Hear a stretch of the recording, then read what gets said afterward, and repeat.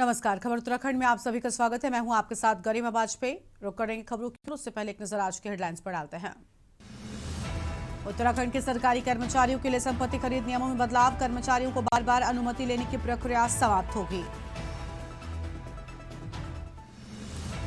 अंकिता हत्याकांड मामले में उर्मिला सनावर का नया ऑडियो प्रसारित। भाजपा के बड़े नेता का नाम लेने का दबाव। ऑडियो से उत्तराखंड की राजनीति में नई हलचल। 13 साल जेल में बिताने के बाद हत्या का दोषी नाबालिग घोषित। हाईकोर्ट ने दिया तत्काल रिहाई का आदेश।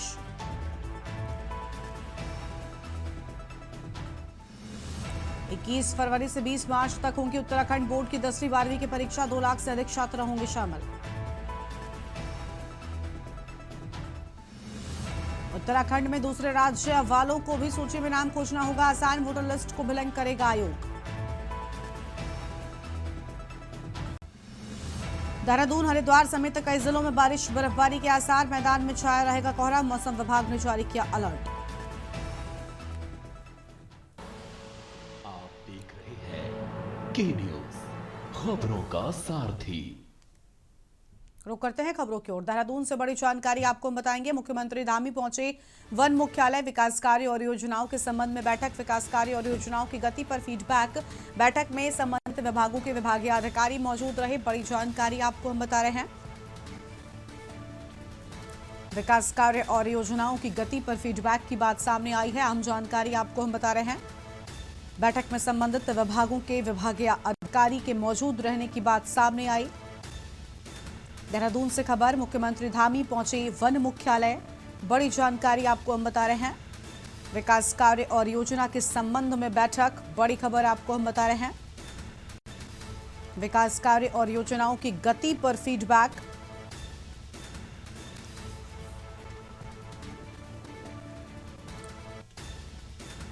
अहम जानकारी आपको हम बता रहे हैं। देहरादून से बड़ी खबर। मुख्यमंत्री पुष्कर सिंह धामी पहुंचे वन मुख्यालय।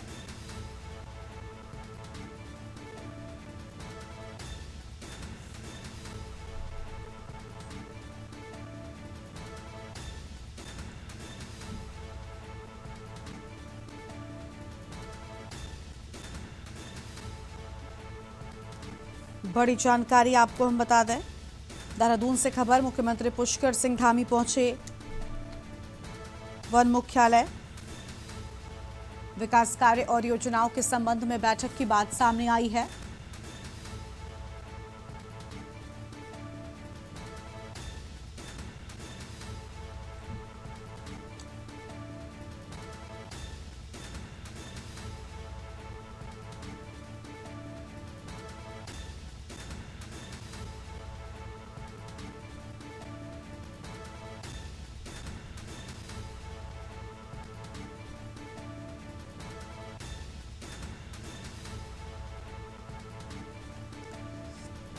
बैठक में संबंधित विभागों के विभागीय अधिकारी मौजूद रहे। बड़ी जानकारी आपको हम बता रहे हैं।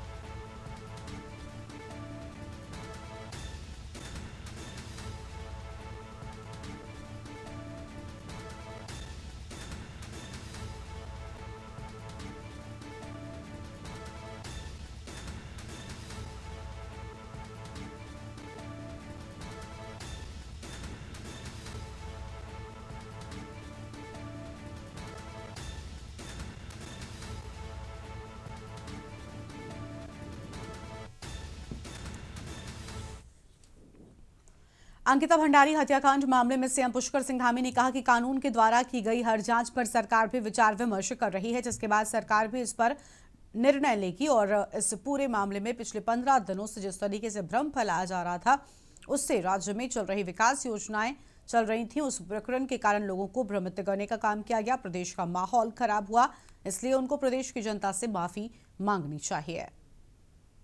कानूनी कार्रवाई अपने स्तर पर चलती रहेगी। उसमें दिल्ली हाईकोर्ट का भी निर्णय आया है, यहाँ भी एसआईटी जांच कर रही है और हम अन्य भी जो कानूनी ज़रूरी चीज़ें हैं उस पर हम पूरी तरह से विमर्श कर रहे हैं और विमर्श करने के बाद उस पर हम अपने स्तर से जो सरकार के स्तर पर निर्णय लेना है, जो अंकिता के माता पिता का जो हमको कहा है उस पर हम निर्णय लेंगे, लेकिन कानूनी कार्रवाई अपनी तरफ चलती रहेगी। हाँ, यह है कि जिसके कारण से प्रदेश का पिछले 15 दिनों से ज़्यादा समय तक समय बर्बाद हुआ है, राज्य की इतनी सारी योजनाएं चल रही थी, लोगों को उससे भ्रमित करने का काम हुआ है, लोगों को रोकने का काम हुआ है, कहीं ना कहीं किसी न किसी प्रकार से अवरोध पैदा करने का काम हुआ है, तो उन्हें उत्तराखंड की जनता से माफी मांगनी चाहिए, जो भी जिम्मेदार लोग हैं इसके लिए। खबर है देहरादून से, जहां पर भारतीय जनता पार्टी के प्रदेश अध्यक्ष महेंद्र भट्ट द्वारा अंकिता भंडारी हत्याकांड मामले में अपना रुख स्पष्ट करते हुए कहा कि बिना तथ्यों के बार बार एक ही बात को उजागर कर कुछ विपक्षी मानसिकता वाले राजनीतिक दलों द्वारा षड्यंत्र रच जा रहा है, राज्य के माहौल को खराब किया जा रहा है। उन्होंने कहा कि जिसके द्वारा भी घटना को अंजाम दिया गया था वो आजीवन सजा सलाखों के अंदर काट रहा है। दूसरी ओर भाजपा नेता दुष्यंत कुमार को दिल्ली हाईकोर्ट से राहत मिलना प्रदेश के वातावरण को दूषित करने वाले सभी विपक्षी दलों के मुंह पर तमाचा भी है। साथ ही एसआईटी अपनी जांच कर रही है, निश्चित ही जो भी इस प्रकार के लोग हैं उनको बेनकाब किया जाएगा।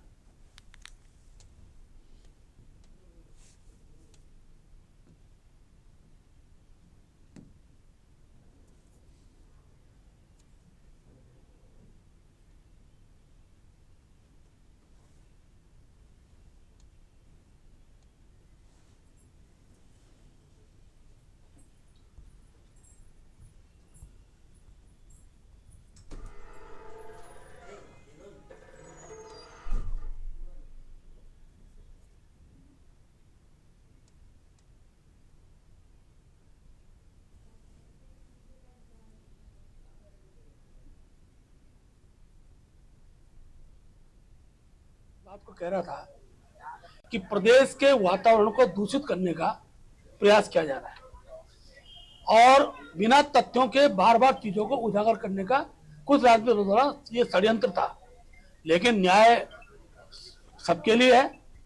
आज न्यायालय में दुष्यंत जी को जो राहत मिली है और उन्होंने स्पष्ट कर दिया न्यायालय ने, इस प्रकार से किसी की मानहानि करने का किसी को नैतिक अधिकार नहीं है। और जब विषय आगे बढ़ता है, और कल माननीय मुख्यमंत्री बहुत स्पष्ट रूप से कह दिया है कि हम भी भावनात्मक रूप से परिवार से जुड़े हुए हैं। सरकार ने की पैरवी का ही पक्ष था कि अपराधी आज आजीवन सजा की सलाखों के अंदर है।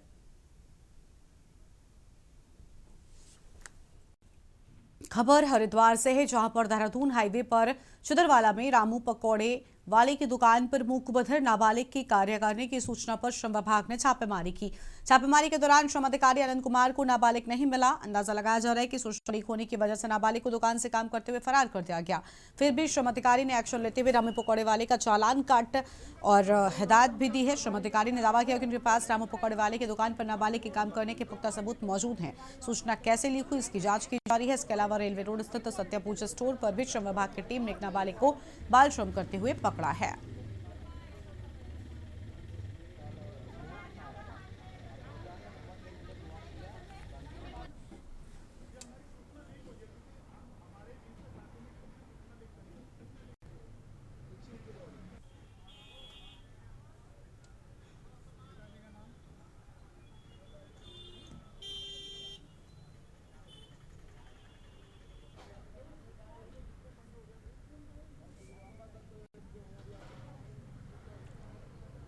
शिकायत मिली थी, जिला स्तरीय सतर्कता समिति है देहरादून।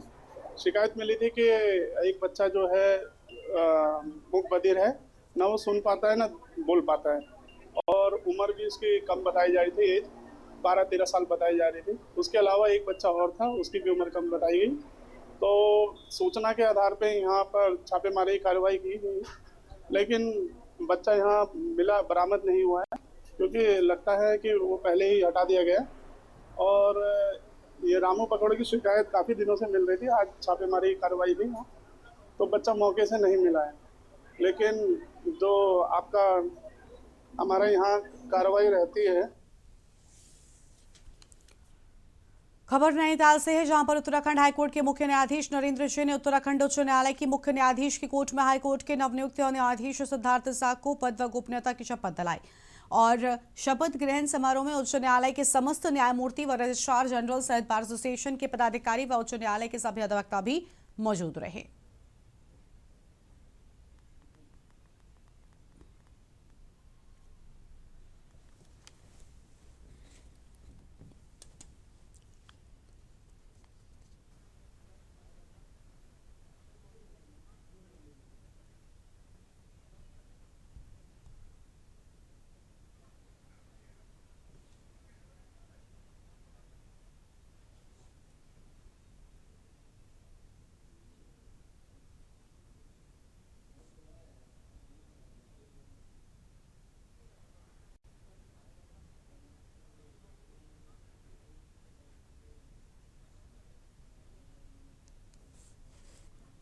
आज माननीय उच्च न्यायालय में सिद्धार्थ शाह जी की आज जो ओथ हुई है एज ए न्यायमूर्ति, ये बड़ा गौरव का विषय है हमारी बार के लिए, क्योंकि ये सेकंड टाइम हमारे लिए गौरव का विषय है। पहले एक ओथ हुई थी जस्टिस आलोक मेहरा साहब की, क्योंकि वो ओरिजिन इस हाईकोर्ट से ही आए थे, उन्होंने यहीं से हाईकोर्ट से प्रैक्टिस शुरू करी थी और इस हाईकोर्ट का एक बहुत बड़ा गौरव रहा है कि वो यहाँ पे अच्छे जज बने। इसी तरीके से आज सिद्धार्थ शाह जी का भी न्यायमूर्ति के रूप में उन्होंने शपथ ग्रहण की है। तो आज हमारे बार के लिए बहुत गौरव का और ऐतिहासिक दिन है, क्योंकि जो व्यक्ति इस माननीय उच्च न्यायालय से प्रैक्टिस करके यहाँ पे हाई कोर्ट का जज बना है, तो ये एक मिसाल भी और एक सीख भी हमारे नए बच्चों के लिए, जूनियर्स के लिए, कि अगर वो मेहनत और लगन के साथ काम करेंगे तो वो एक दिन इस माननीय उच्च न्यायालय के न्यायमूर्ति बन सकते हैं। सर्दियों का मौसम शुरू होते ही दिल से जुड़ी बीमारियों के मामले अचानक बढ़ने लग जाते हैं। कई बार पहले से ही स्वस्थ दिखने वाले लोग भी ठंड के दिनों में अचानक सीने में दर्द, सांस फूलना या फिर हार्ट अटैक जैसे गंभीर लक्षण महसूस करने लगते हैं। कोटद्वार बेस अस्पताल के सीनियर फिजिशियन डॉक्टर जेसी ध्यानी की अगर माने तो उनकी ओपीडी में भी सांस और दिल की बीमारियों से ग्रसित अधिक रोगी आ रहे हैं। डॉक्टर जेसी ध्यानी ने कहा कि बुजुर्ग लोग जितना हो सके सर्दी से बचें और बहुत जरूरी हो तभी घर से बाहर निकलें।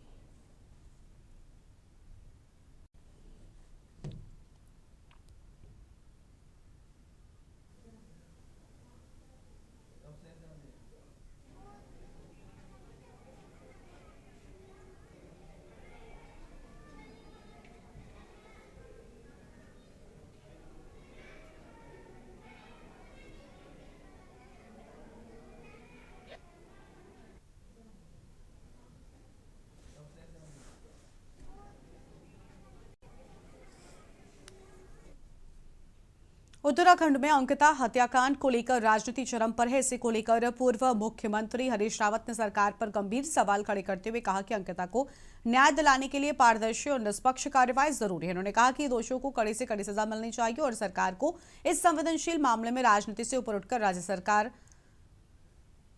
को काम करना चाहिए।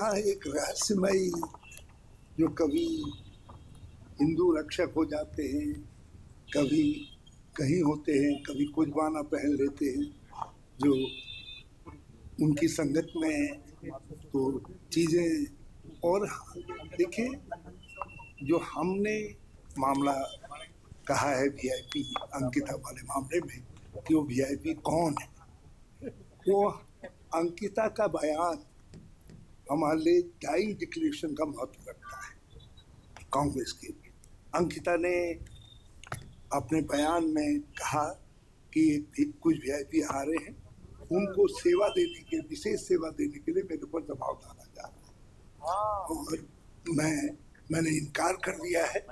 यहाँ के रंग ढंग ठीक नहीं। खबर है देहरादून से, जहां पर राजधानी में फिक्की एफएलओ द्वारा आयोजित 2 दिवसीय सम्मेलन 2026 का भव्य आयोजन किया गया। सशक्त बनाने की शक्ति, the power to empower theme पर आधारित इस सम्मेलन में प्रदेश के कैबिनेट मंत्री गणेश जोशी ने मुख्य अतिथि के रूप में प्रतिभाग किया। अपने संबोधन में मंत्री गणेश जोशी ने महिला सशक्तिकरण को राज्य के विकास का आधार बताया। उन्होंने कहा कि प्रधानमंत्री नरेंद्र मोदी के विजन और मुख्यमंत्री पुष्कर सिंह धामी के नेतृत्व में उत्तराखंड की ग्रामीण और कृषि आधारित अर्थव्यवस्था महिला नेतृत्व वाले विकास की ओर तेजी से बढ़ रही है। मंत्री ने विशेष रूप से स्वयं सहायता समूहों और लखपति दीदी अभियान का उल्लेख करते हुए कहा कि ये पहल महिलाओं को आर्थिक रूप से आत्मनिर्भर बना रही है।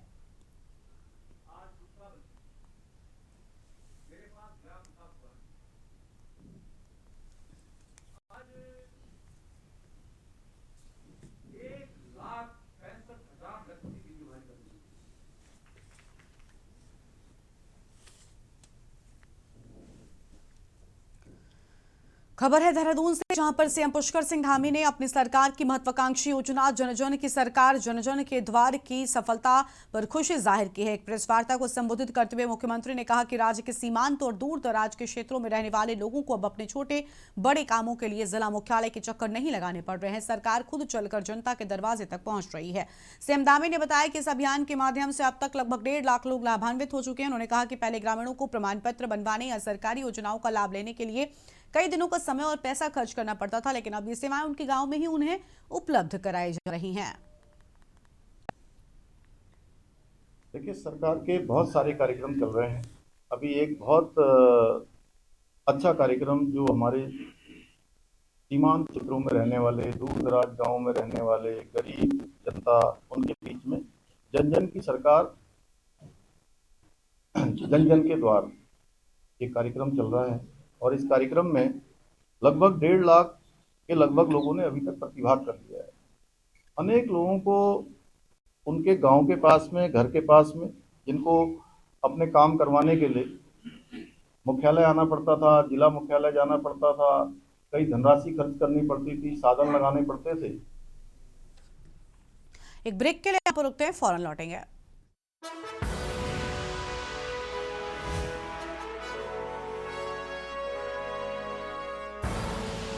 आप देख रहे हैं के न्यूज, खबरों का सारथी। ब्रेक के बाद आप सभी का स्वागत है। खबर है देहरादून से, जहां पर आगामी वर्ष 2027 में होने जा रहे हरिद्वार के अर्धकुंभ मेले से पहले बड़ा विवाद खड़ा होता नजर आ रहा है। आपको बता दें कि साधु संतों सहित तमाम हिंदू संगठनों ने कुंभ मेले से पहले गंगा घाटों व मेला क्षेत्र के आसपास गैर हिंदुओं को प्रवेश पर रोक लगाने पर मांग रखी। वहीं आपको बता दें कि विधायक विनोद चमोली का कहना है कि हरिद्वार में संतों की उठ रही इस मांग पर सरकार ने मांग को लेकर विचार करने के संकेत भी दिए हैं। उन्होंने बताया कि देश में अंग्रेजों के शासनकाल के दौरान हरिद्वार को केवल हिंदुओं के लिए बनाया गया था, वहीं अन्य धर्म व समुदाय के लोगों के लिए ज्वालापुर को बनाया गया था। सही मायने में हरिद्वार को सनातन धर्म की राजधानी भी कहा जा सकता है। कुंभ का जो क्षेत्र है, जो कुंभ में सम्मिलित है, वो देवप्रयाग तक है। वो बहुत बड़ा क्षेत्र है। मुझे लगता है आप हरिद्वार विशेष के बारे में बात करना चाहते हैं, क्योंकि संतों की वहाँ पर यही मांग है और सरकार ने संकेत भी किया है कि वो संतों की मांगों पर विचार करेंगे।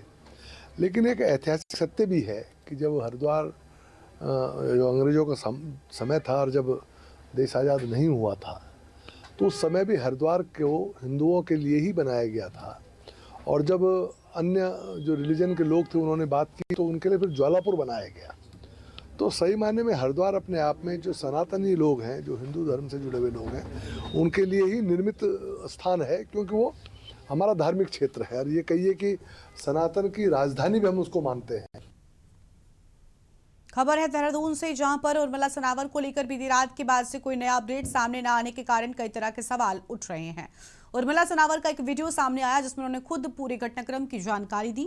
वीडियो में उर्मिला ने बताया कि वो देहरादून में एसआईटी जांच में शामिल हुई थी। उर्मिला सनावर ने कहा कि उनसे दोपहर 12 बजे से शाम 6 बजे तक लगातार पूछताछ की गई। ये भी स्पष्ट किया कि पूछताछ के दौरान पुलिस का व्यवहार उनके प्रति पूरी तरीके से सामान्य और सहयोगात्मक रहा। उर्मिला ने बताया कि वो अंकिता भंडारी को न्याय दिलाने के लिए पूरी तरीके से प्रतिबद्ध हैं और इस मामले से जुड़े जितने भी साक्ष्य उनके पास है वो सभी उन्होंने एसआईटी को सौंप दिए हैं।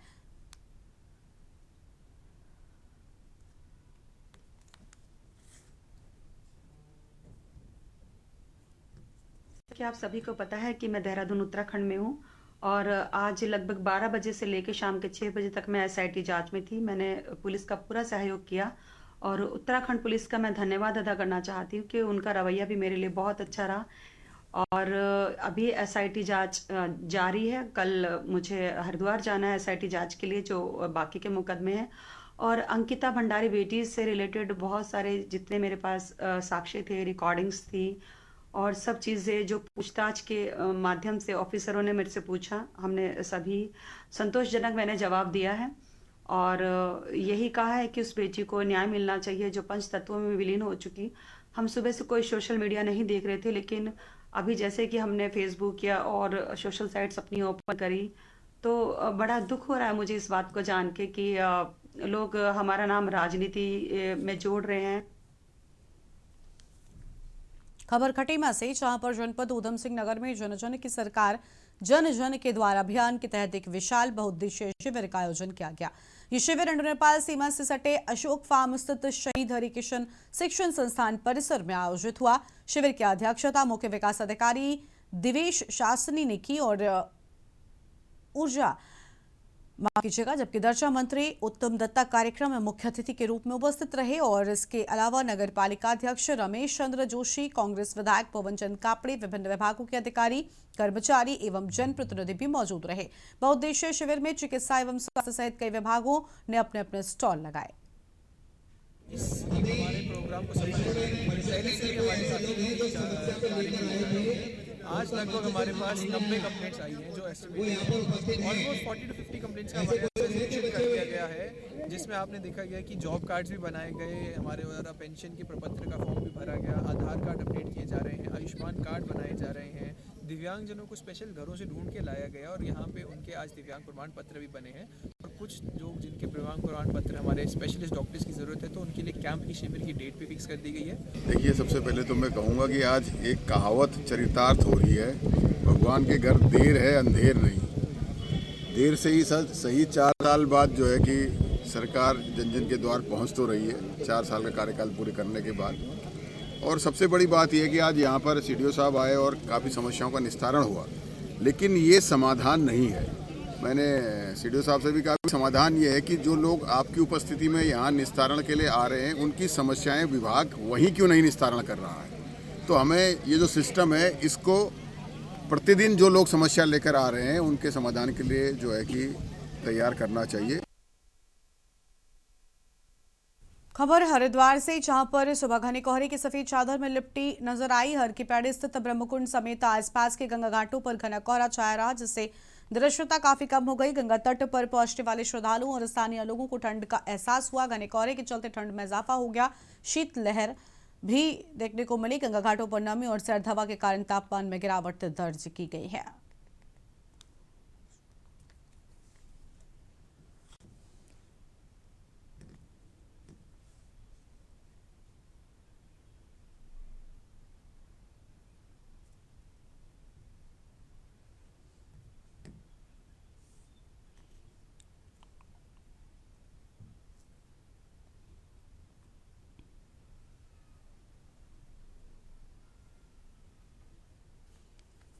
खबर है विकासनगर से, जहां पर अंकिता भंडारी प्रकरण पर जनता का आक्रोश थमने का नाम नहीं ले रहा है, जिसके चलते जहां एक और तमाम विपक्षी दल और सामाजिक संगठन इस मामले में सीबीआई जांच की मांग को लेकर सड़कों पर हैं, तो वहीं सत्ताधारी दल भाजपा के पदाधिकारी अपना बचाव करते हुए नजर आ रहे हैं। इसी क्रम में सेलाक्यू के जमनपुर में आम इंसान विकास पार्टी के राष्ट्रीय अध्यक्ष आकल अहमद की अगुवाई में स्थानीय लोगों ने अंकिता भंडारी प्रकरण की सीबीआई जांच कराए जाने की मांग को लेकर कैंडल मार्च निकाला और अंकिता की आत्मा की शांति के लिए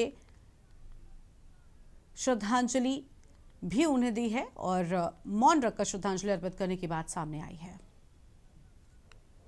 सबको सड़कों पे आना भी चाहिए, क्योंकि ये मामला सिर्फ एक जाति का और एक धर्म का नहीं। जो बेटी सबके घर में है, और चाहे वो हिंदू हो, मुसलमान हो, सिख हो, सबकी बेटी और बहन बहन होती है।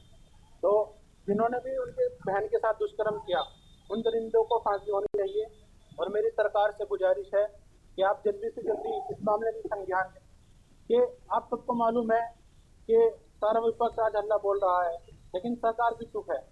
इस केस में अभी तक सीबीआई जांच नहीं हुई है और सरकार अपने लोगों को बचाने का काम कर रही है, अपने नेताओं को बचाने का काम कर रही है। सरकार गंभीर नहीं है इस मामले में। आज भी पूरे प्रदेश के अंदर जो है अंकिता भंडारी को लेकर जो है सभी दल, राजनीतिक दल सड़कों पे है और उनकी सबकी मांग ये है कि अंकिता भंडारी को इंसाफ मिले। इस तरीके से उनके पूर्व विधायक के द्वारा कुछ नाम उजागर किए गए। इस बुलेटिन में फिलहाल इतना ही। तमाम बड़ी खबरों के लिए आप देखते रहिए के न्यूज़ इंडिया। नमस्कार।